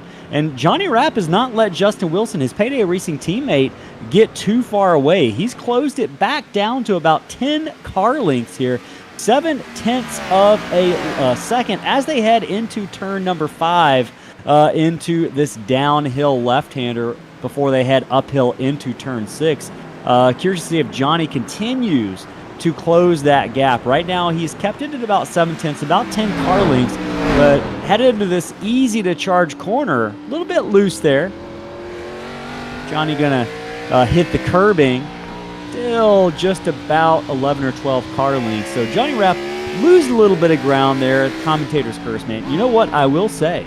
Knock on wood, Chris. We haven't had really the commentator curse so much tonight. Scotty Sobczak got a little bit loose in the carousel where these drivers are about to head right now. But other than that, I'm sure now that I've said something with 10 laps left in this race, it's definitely going to happen. By the way, Paul Thomas in the chat says Aaron Smith's like an alien from Planet NASCAR that teleports in just to school everyone in how to race. You know what? I've read crazier plots to science fiction novels, so I definitely think there's some truth to that. But in all seriousness, Johnny Rapp, I'm impressed. Johnny Rapp, we saw him at Montreal. He was top 10 speed, but he's definitely put in some practice, it would seem like, for this week here at Montreal. We continue to see Johnny climb his way through the points. He had a kind of a rough start to the season, but he is definitely back in, definitely championship form. He's a former truck champion. Definitely is a great driver. And I'm telling you, we've run with Johnny Rapp in the past, and just to share some personal stories from our racing experience with Johnny in the 52. He is, he used to run back where I did in the field. He's been racing a lot less years in sim racing on iRacing than you or I both have. He used to run back with me in the field, and that's not where you want to be generally. But now I can barely stick with Johnny. So, just the improvement in a short amount of time, just probably 2 years or so. You don't see that often. Johnny's put in a lot of work. He's made this Mission Barbecue paint scheme iconic. For a good cause. He's not getting any money from Mission Barbecue, but he really appreciates kind of their mentality as a brand. They honor veterans, and they do some cool programs at Mission Barbecue for veterans, for free lunches and stuff like that. And he's glad to support a good cause like that. So Johnny Rapp is an integral part of Slingshot Racing League. He takes our photos every single week for our drivers. They get a lot of enjoyment out of those photos, and we appreciate Johnny as he continues to close the gap here a little bit on Justin Wilson. It's down to about 8 car lengths. Yeah. So in the past lap or so, he's closed at about 4/10 as they head down into turn number 8 here before they get into the carousel. Johnny continues to close the gap a little bit on Justin Wilson in that 58 for second place here. Yeah, and you were talking about his speed at Montreal. Johnny's always been, really solid on the road courses. He's always, he's been up there, top 5, but I think this is probably the first time I've seen him have the pace that he's, this top 3 pace. I feel like he could go up there, and it's going to be hard to get around Justin because Justin's also really fast. It's going to be hard for him to go up there and make him get away. He's keeping him honest, and, he's maintaining right there. And, if Justin makes one mistake, that's going to be a position for Johnny. And, just great improvement from the time that we started racing with him until now. Nice steady progression, and he's one of the quickest in the field now. He's our Truck Series champion from the spring, and I got a good view of that the back bumper of that Mission Barbecue truck all season during that season. He was so dominant that season. He was, and that was one of the best seasons I've seen from any Slingshot Racing driver in terms of consistency and just staying out of trouble. And he just hasn't had that luck this season, and that's part of it. I was going to say let's focus the attention on James Danforth back in the 18th position, but he was closing the gap on Lee Campbell for 17th, and something happened. I don't know if he had a hardware issue, but he slowed down considerably. I don't know if he just had a bad corner in that number 88 car, but lost a lot of ground. You know what it might have been, Chris? The leaders were coming up on them, and I think James just wanted to stay out of the way of Aaron Smith. So good heads-up driving there. He definitely had his relative pulled up in that number 88 and was just kind of waiting for a good opportunity to allow Aaron Smith to pass. And this is something that we're going to have to be careful of, Chris. If you're Aaron Smith, you're starting to come up on lap cars and a good bit of them. So you got to now, as we enter into the final 8 or 9 laps of this race, the final quarter of the race, Now you got to start worrying about other drivers making mistakes, not necessarily you. That obviously adds to your stress that you're facing as a leader, as a top 2, top 3 car. But now, Aaron Smith is behind Lee Campbell in the 14, and he's got to wait to find his way around, as they head down into Canada corner here. I am correct. Yep. Turn number 12, right? Mm-hmm. Yeah, okay, sorry. Right. I was looking, all these cars are jumbled up on my map right now. I'm just trying to make sure that I'm in the right place. But yeah, he's going to try to make this move here into turn number 14 onto the front stretch. He's going to try to take the apex and get on the inside, closer towards the pit wall here on Lee Campbell. And it looks like Lee's probably going to let him by as they make this heavy uphill drive onto the front straightaway, getting ready to head into turn 1. Campbell's going to give that spot up to Aaron Smith, at least that's position on the racetrack. And this is the part where, the part of the field where these guys we got a car off right now. That's Kyle Dewey, I believe, in the number of 33s. Just as we talk about, sorry to interrupt, being wary of other drivers' mistakes. We had one there that was not, it was in close proximity to the leader. Yeah, it looks like he just overcooked turn 1 right there. He did the smart thing by not trying to fight it. You got that runoff area into the gravel, and it's not like the real gravel traps where you get stuck and you stay there. You can still make Chris, it through them. I do want to mention, we've had an incident back in between Wesley Pistol, if you can pull that up, a pretty serious incident on lap number 25. I know that was a couple of laps ago, but I was just popping it up on my scoreboard here. Wesley Pistol, you can see he's got damage. This was right behind what we were talking about, actually, just a lap ago. He gets into it with Sean Johnson. And I know we're trying to pull up the replay. I think this is important to show just how difficult this track is if you're behind a car that maybe is a little bit slower on the brakes than you. You can see we're going to watch this car. The 32 and the 14, yeah. Yeah, it looked like right there, Wesley's running a little bit defensive right here, which is his right to do, as, coming up to the next corner. And Sean's trying to peek, and there's just not really room there to do that. That's a very, very, optimistic pass right there. It's an optimistic pass, and it's an optimistic block, or not necessarily block, but taking up some space, some real estate on the track, putting a lot of trust in Sean, maybe, and that was just 2 cars racing for position, and it's going to end up a little bit worse for wear for Wesley Pistol. Sean Johnson also took on a lot of damage in that lap number 26 crash, but right now they are still in sequential order, 14th and 15th on the racetrack. Where they were running before that, I don't think they were too far off. So probably going to try to stagger around the track for the rest of the race if you're Sean Johnson and Wesley Pistol, and just stay out of any more trouble. With just about 8 laps to go here, Aaron Smith is still scored as the leader, but this battle for second, ladies and gentlemen, is heating up between Justin Wilson and Johnny Rapp. It's just about 5/10 of a second right now. Johnny Rapp headed down the front stretch right behind Wilson. They're going to head down into turn 1. Curious to see how much ground Johnny Rapp's able to make up in this braking zone on Justin Wilson. And right now we're about 8 or 9 laps after these pit stops.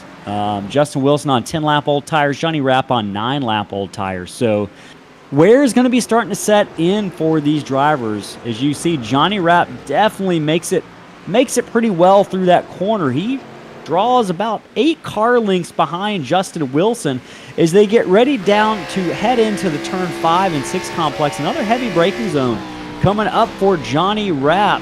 Heavy left-hander this time. Going to run a little bit higher on the curbing, and look how much ground he makes up on the back bumper of Justin Wilson there, but he pays on exit. Yeah, you see it right there. That's a great illustration. Johnny is charging the corners. He can get down into the corners so good, so deep compared to Justin, but Justin is sacrificing that corner entry speed in order to get a really good launch up off the corner. And yeah, I mean, it's going to be hard for Johnny to make this pass because of how good Justin is on corner exit.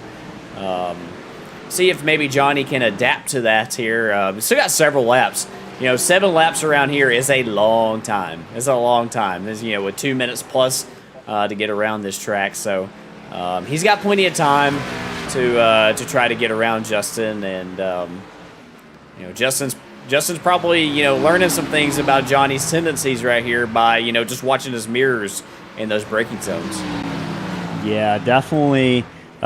Being aware of where those drivers are, looking in those mirrors and stuff is important. We saw that play a role in that lap 25 incident with Wesley Pistol and Sean Johnson. Right now, gap staying just about even between Justin Wilson and Johnny Rapp. This is a battle for second position.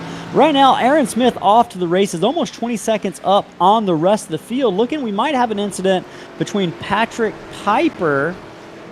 Patrick Piper just blew a motor down on the after turn 3 and turn 4 and head into turn 5. So Patrick Piper, Chris, who was having a good run going tonight, might have had some damage and ended up blowing the motor on that. So he's going to be out for the evening. Had a top 15 run going before that. So you hate to see that for the driver, the number 38. But he'll look to be back next week. And hey, I love this this paint scheme. We've seen a couple of drivers with paint schemes based on some of their children's favorite kind of TV shows and stuff. That's something that we've seen be a bit of a movement the past couple of weeks. Yeah, if we listen right here, you'll be able to hear what happens. Oh, I know what happened now. Is it a transmission? That sounded like a misshift, possibly. I don't know if he crossed the gate, maybe if he's running an H pattern, or if he tried to shift it into gear and it would not go. But yeah, I think it was a misshift or an accidental downshift, either one. So that's unfortunate. That's so easy to do here. It is very easy to do. And hey, right now, Wesley Pistol looking to close the ground or close the gap on Patrick Colby. This is a battle for 14th. We'll direct our attention to right now. Patrick Colby is in the 14th slot, but Wesley Pistol, even with that damage, is trying to make a battle of it here with just about 6 laps left to go here at Road America in the Sim Racing Concepts Grand Prix. Headed through the carousel right now, Wesley Pistol and Patrick Colby. Yep, Wesley just Pistol. about even about 4 or 5 car lengths. He has put the Tennessee Volunteers through the ringer tonight, and he really has. Yeah, there's a lot of damage on that car, but yeah, he's still maintaining some good pace right here and not giving up and trying to go for that 14th position. And that goes to show you right here. This is a higher speed road course, but even with that damage right there, you can still be somewhat competitive. I'm sure it's not driving as good as it was earlier. I'm sure that there's some performance loss right here. As you see on the straightaway right here, this probably is the place where it suffers the most, as James Danforth is going to complete that position for 15th. Yep, absolutely. So James Danforth moves into the 15th position. Wesley Pistol, a victim of damage here after lap 25 crash. Slips back into the 16th position. Drivers headed down the front straightaway into turn number 1. They've only got a handful of times left to make that. A steady right-hander down into 1. We watched Danforth go off the track here into the gravel trap. Several cars going to go by. Riding on board right now. Yeah, sorry, behind on the broadcast a little bit. Trying to look at multiple cameras, but James Danforth having trouble just after we got done talking about him. So I don't think we should call that the commentator's curse. I think we had already moved on for a moment, so we're not gonna take credit for that one here on lap number 30. But most of the night, Chris, drivers have had their hands full, and I've been thinking all night how difficult it is to make these right and left-handers while also trying to hit some buttons and things like that. Which reminds me of our partner, one of our big partners for this series. We're doing a giveaway tonight for one of their LED racing indicators, Sim Racing Concepts. But one of the things they're really excited about right now are their dashboards, their modular dash systems that I know you are the proud owner of. I have also shared this as a Christmas gift idea for my wife. She asked, what do you want for Christmas? And I'm slowly starting to build a list, so if she's watching, she'll hear this again. But these modular dash kits bolt to a variety of different wheelbases if you are a sim racer. And they are just easy peasy to make a switch between whatever button box you want to the left and right side of your wheel deck. And Chris, we're seeing your setup over here. Everything's still staying strong on that Sim Racing Concepts modular dash? Oh yeah, it's great. Big fan of it. I can't believe I waited this long to make the purchase, honestly, and but I'm glad I did because I might have bought an inferior product. Sim Racing Concepts, has an amazing dash right here, this modular dash, and it comes with all kinds of options for the boxes that you want, left and right side there. I elected to go with the tack gauge right there, the RPM bar on the left, and the knob on the right. So yeah, I'm a big fan. It's been great. It's holding up great, and yeah, I can't complain at all. And you know what? About maybe the only other more valuable purchase you probably made is that in the right-hand corner you got a fan blowing on you as well. So almost as valuable as that Sim Racing Concepts button box. And hey, if you're Scotty Sobczak right now, if you've got a Mayday button on your button box, you're probably hitting it right now. And I'm looking, I think he just got passed for 8th position or 7th position by Rye Jones. Am I reading that correctly, or is Scotty working over on Rye Jones? Rye had a really slow lap last time where he turned a 2:23. I don't know if something happened to him or what transpired there, but Rye goes through the corner there. He's got to be careful not to get into Sobczak. You mentioned it. I think we got our answer, Chris, as to what was going on with Rye Jones there. Yeah, he has only has 1 lap more on his tires right here, so I'm not sure if maybe he's abused them here on this run or what has happened, but yeah, not the probably not the final run that Rye wanted, as he's going to have to deal with Matt Coots probably before the end of this thing, who's approaching on him. We've been watching this battle between Justin Wilson and Johnny Rapp this entire second stint of the race right here, and when all that chaos was sort of transpiring, I don't know if Johnny had a moment or if something happened, but he had it was almost 2 seconds slower on one of the laps, and he lost a lot of ground to Justin, and Justin really seems like here in the last couple laps, like he's cranked it up a little bit more too, so maybe Justin has decided, hey, this is my chance. I got some breathing room. I'm going to try to get after it here and make sure Johnny can't catch me for the second spot. Yeah, amping it up there is the driver of that number 58. Second place in points, Justin Wilson. And just to talk about that points battle briefly in the closing 3 or 4 laps here at Road America, Chris, Jacob Bradley is in 4th. Justin Wilson is 2nd. So maybe an opportunity for Justin Wilson to gain a few points tonight, but maybe probably not as much as he was hoping to if he's going to tighten up that championship battle. With just 5 races remaining in the season, Justin Wilson just doing what he can to claw his way back into title contention. Second place to Jacob Bradley, seeing the 65 of Chris Pearce really sliding off the corner here. But Bradley running in 4th. He has Chris Pearce behind him, and I just mentioned it, Chris Pearce sliding off the corner, doing everything he can to get to the back bumper of that number 60 car. But with just about 4 laps left, he is running out of time. And just looking at the battles on track right now, Chris, everything is kind of generally settled down. I think these drivers, after 30-plus laps of hard-nosed racing here, a lot of endurance involved. They are just ready to kind of get this one over with and move on to next week back onto the ovals. So not really any battles close on the track right now. I know Aaron Smith is having to deal with some lap cars, as is Justin Wilson. Johnny Rapp going by, I believe that is Patrick Colby.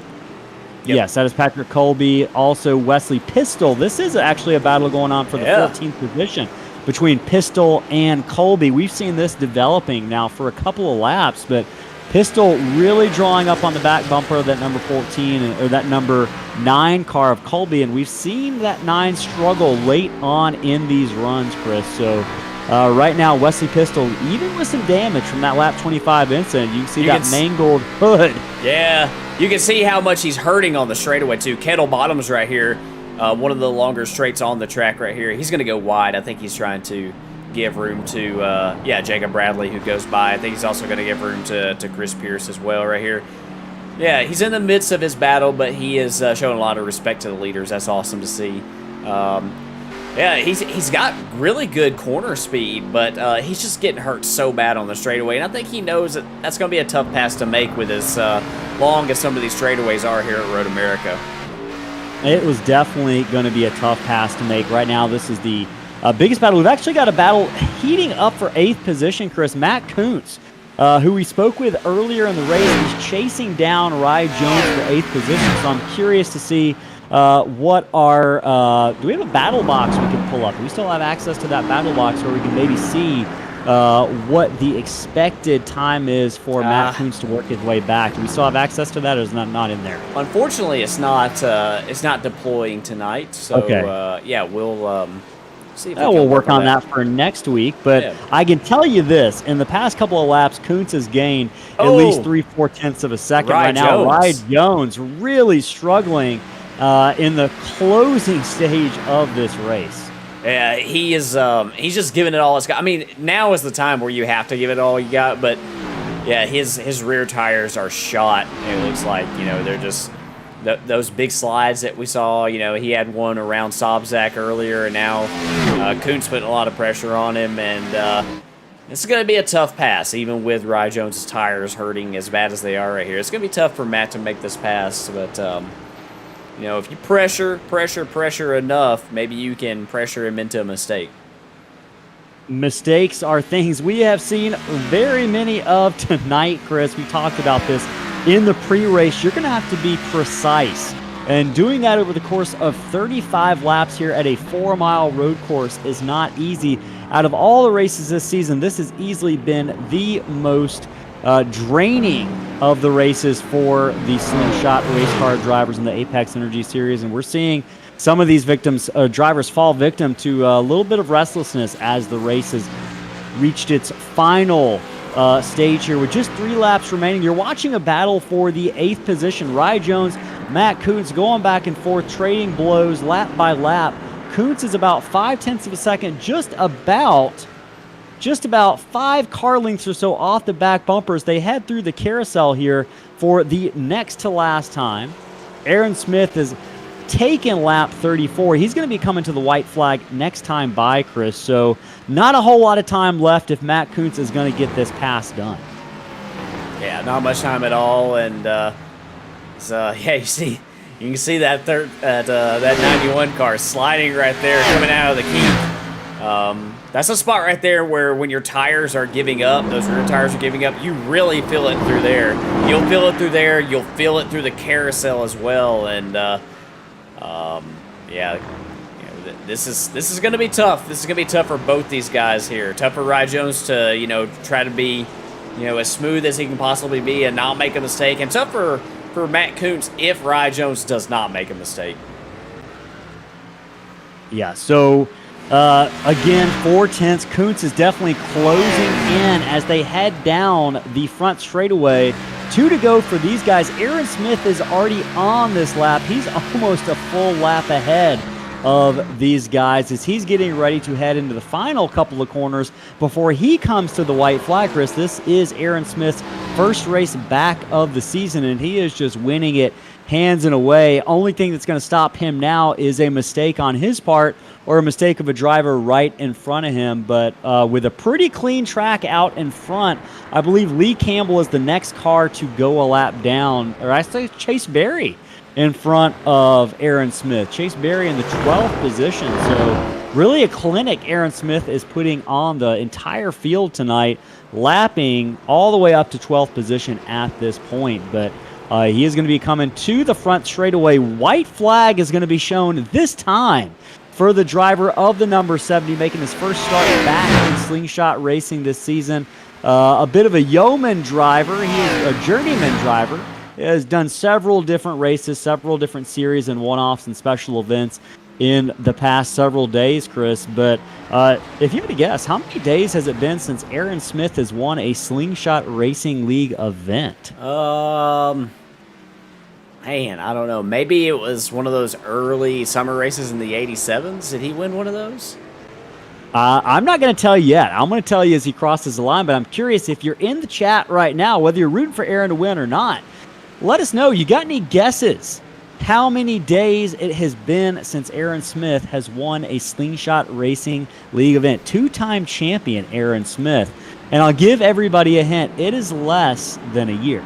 It's less than a year, but maybe more than you would imagine. So right now, Aaron Smith working his way on the final back half of the track, getting ready here to go through turn number 7.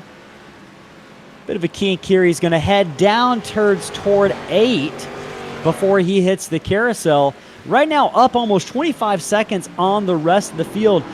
Let you know, update, that battle for 8th has settled down between Rye Jones and Matt Kuntz, so you're not missing any action around the track. Every battle has kind of ceased right now as drivers just look to get this thing done. They have had a handful tonight. This has been a display of energy, a display of tenacity and resiliency for all of these drivers. Aaron Smith, though, has put on an absolute clinic. Justin Wilson running second. Johnny Rapp is going to be the third driver on the podium. Right now, Aaron Smith getting ready to head down into Canada Corner for the final time tonight.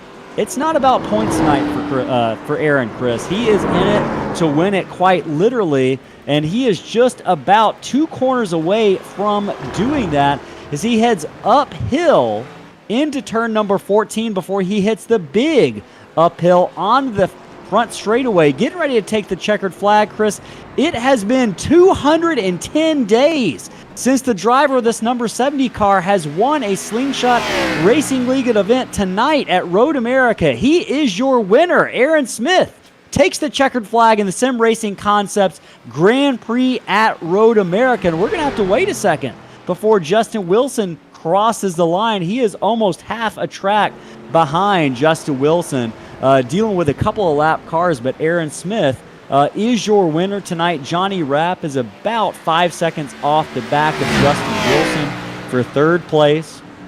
Matt Kuntz, Chris, I'm looking at that battle right now. We might jump to the battle for 8th position because Kuntz is going to try to make a run here at Jones, who's also catching Scotty Sobczak. I just don't know if he's going to have enough time to do it here. These drivers head through the kink onto this backstretch one last time. Rye Jones might have a shot at Scotty Sobczak if he can put enough pressure on here, but he's running out of corners to do it here.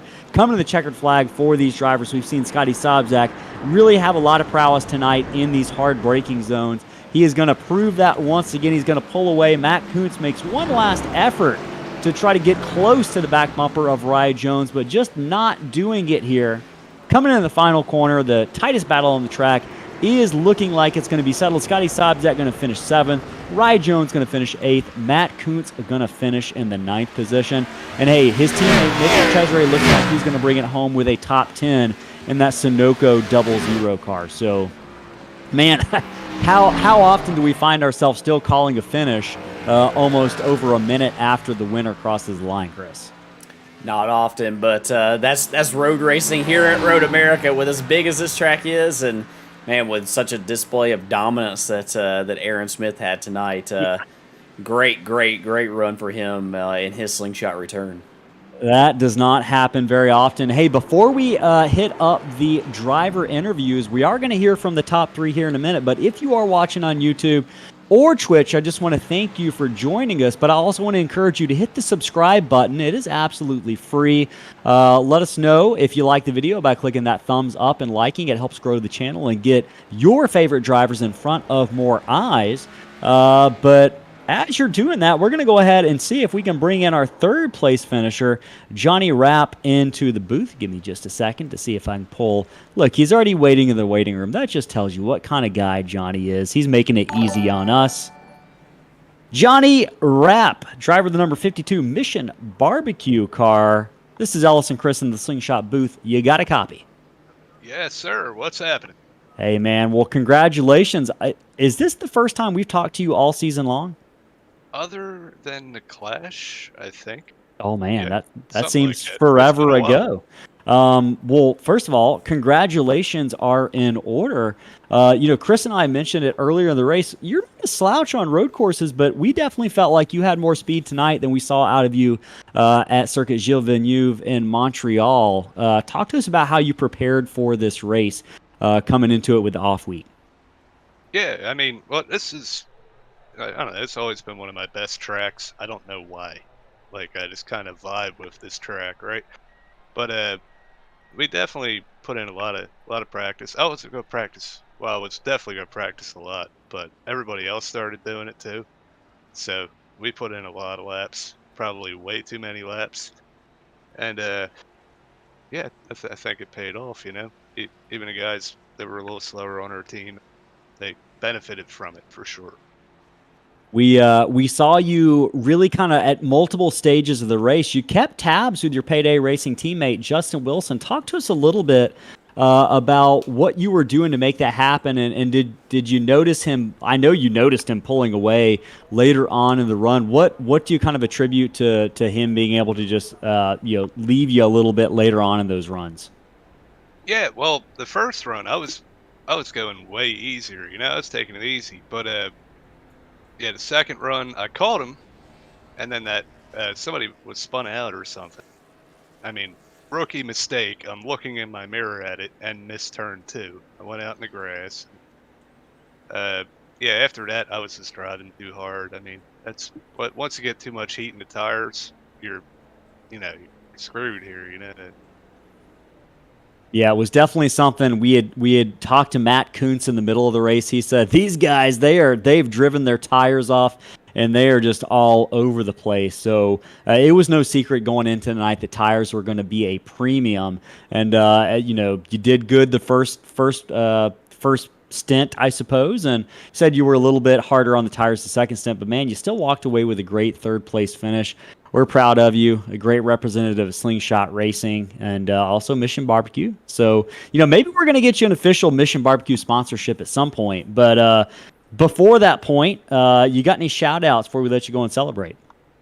Yeah, well, shout out to you guys for putting on the league and doing the broadcast and everything. My family out there watching, shout out to them. All the Payday guys, everybody helps out. We're practicing and stuff. And shout out to Aaron. Nobody had anything for him, and I don't know. He's a god, but Indeed he is.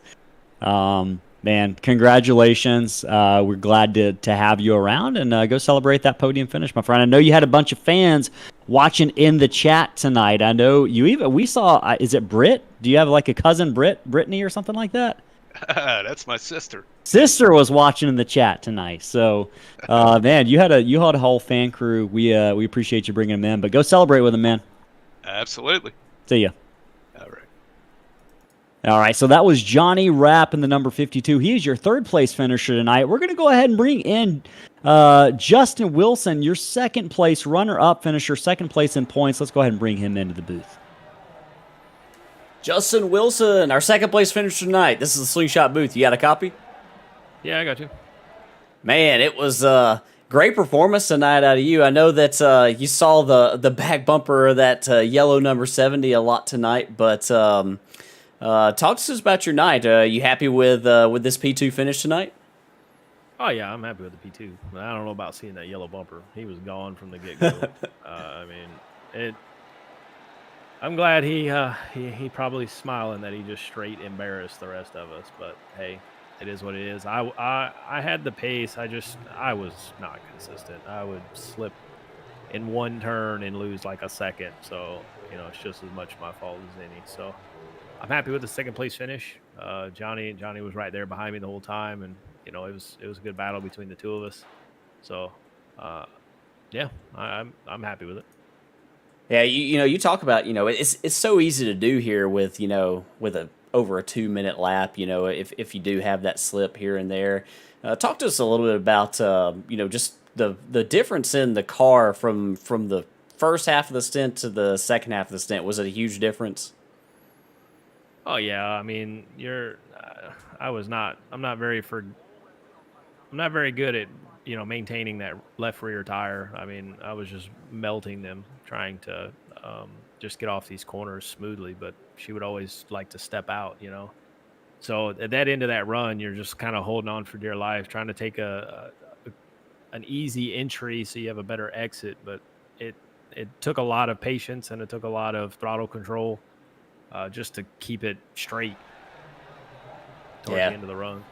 Yeah, absolutely. And we talked a little bit about the points battle. You're keeping Jacob honest right here. Jacob came out with a fourth place finish tonight, so you do gain a few points on him.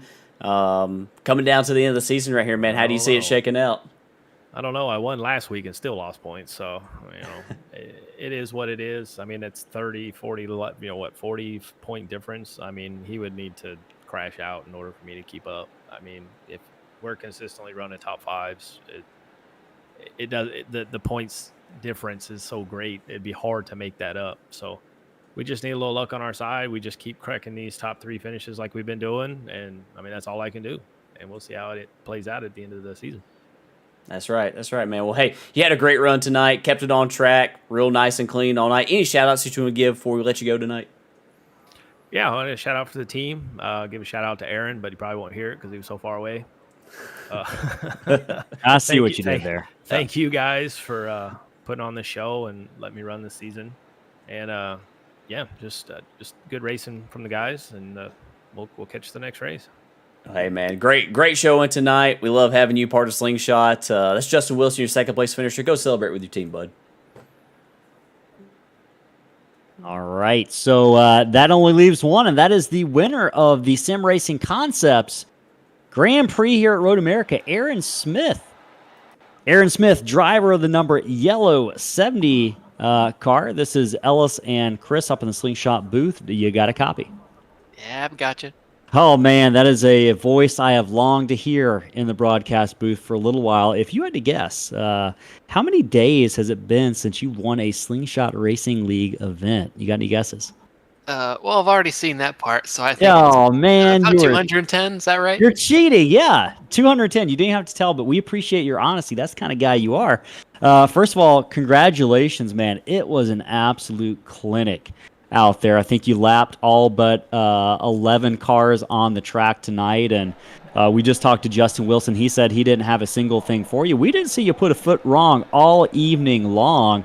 Talk to us about the preparation and the lead up to this race, kind of what went into it. How much did you actually practice? Don't say none.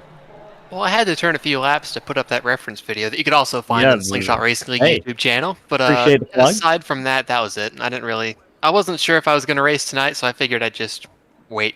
So I did. I showed up, and I was able to do what I did. So it was a great race all around. I was just a little bit faster there. Just an absolute masterclass. Did you have any moments that we might have missed, or was it pretty straight all evening long?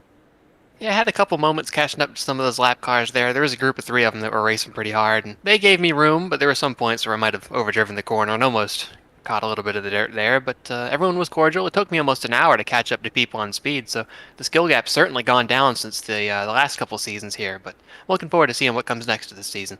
Yeah, man, we've got some tough drivers, and we want to have you back full time because we're looking to see if we can have a 3-time champion. Obviously, it's not going to happen this season with only making the final portion of the season, but hope everything's going well for you. And just, man, how were your tires by the end of the run? You didn't seem to be really having a whole lot of problem compared to other guys out there. No, I was dancing on eggshells the whole run to try to keep them under me, but I think the left rear was about 55 after the first pit stop, but I also took about 2 or 3 extra laps than everyone else. I was able to save enough fuel short shifting over the course of the run to be able to wait a little bit longer and get the overcut, so fortunately that all worked out, and I was able to come out of the pits with about a 10-second lead and just opened it up from there. Awesome, man. Well, hey, we appreciate you. We're glad to have you back, and hey, hopefully we make it less than 210 days before the next time we talk to you in Victory Lane. Aaron Smith, you got any shout-outs before we let you go celebrate this victory? Yeah, as always, I'd like to thank all y'all at Slingshot Racing League for putting this show on, and all the folks in the field for putting on a great race, and all the folks for watching. Hopefully I'll be able to make that winless streak 7 days. We're looking forward to it. We will talk to you next week, Aaron Smith. Have a good evening. All right, thank you.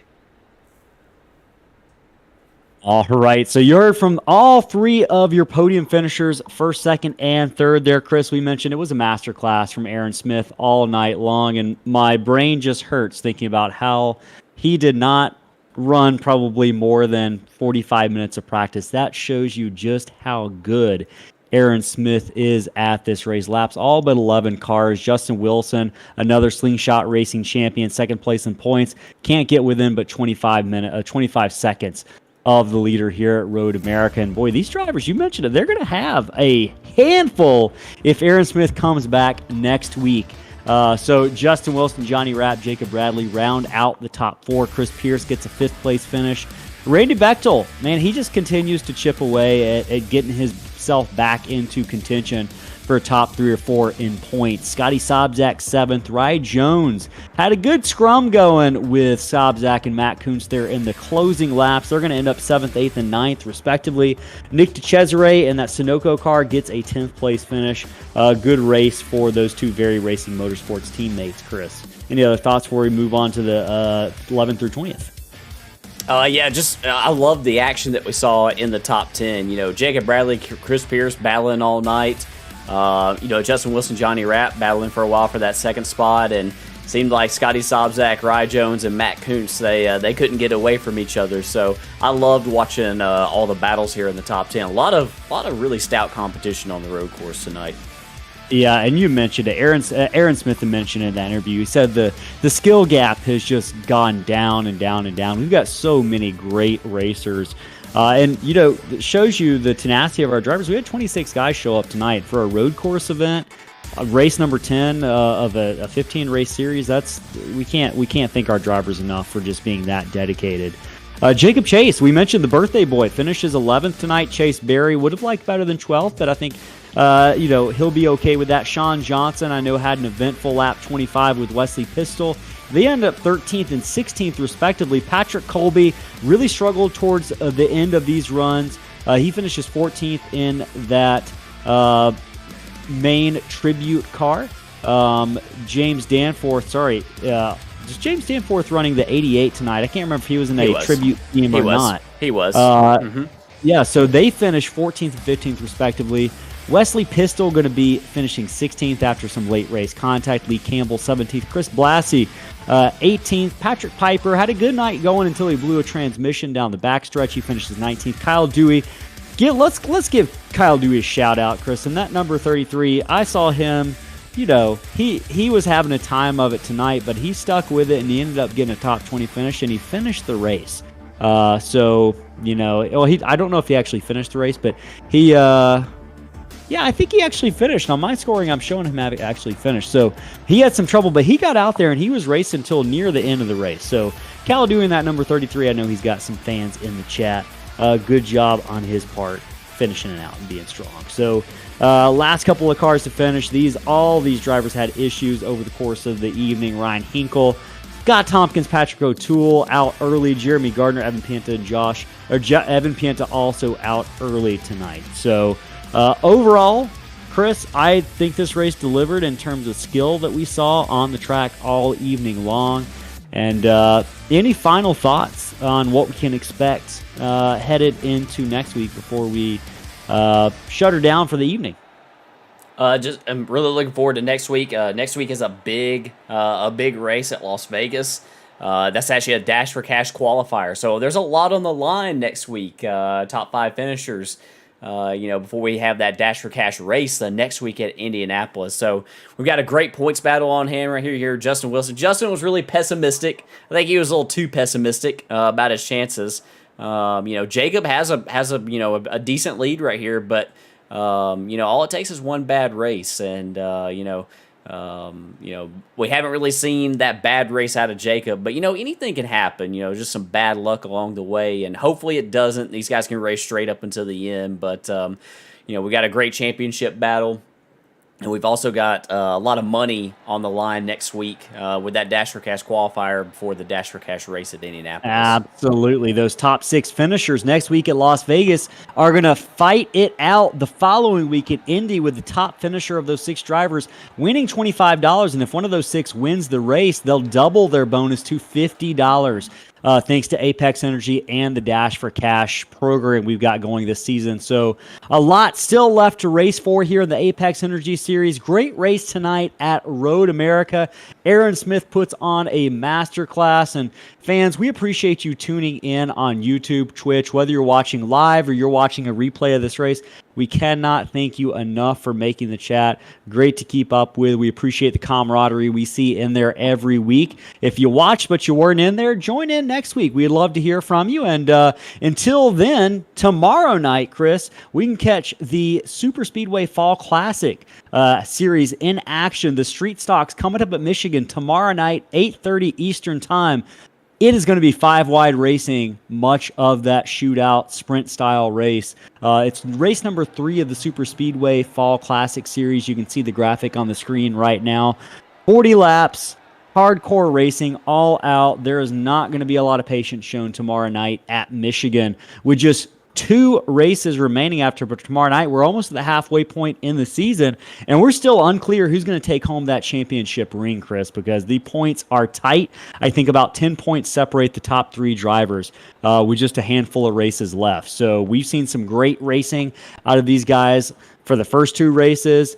Head into the second half, I don't suspect that will be any different. So you're going to be calling that tomorrow night with Wesley Pistol and Chase Berry in the booth. I'll be on vacation, but good luck to you, sir. And everyone, good luck to you over the course of the next week. We can't say how much we appreciate you. For Ellis Thomas, Chris Smith, Slingshot Racing League, everyone have a lovely evening. We'll catch you tomorrow night.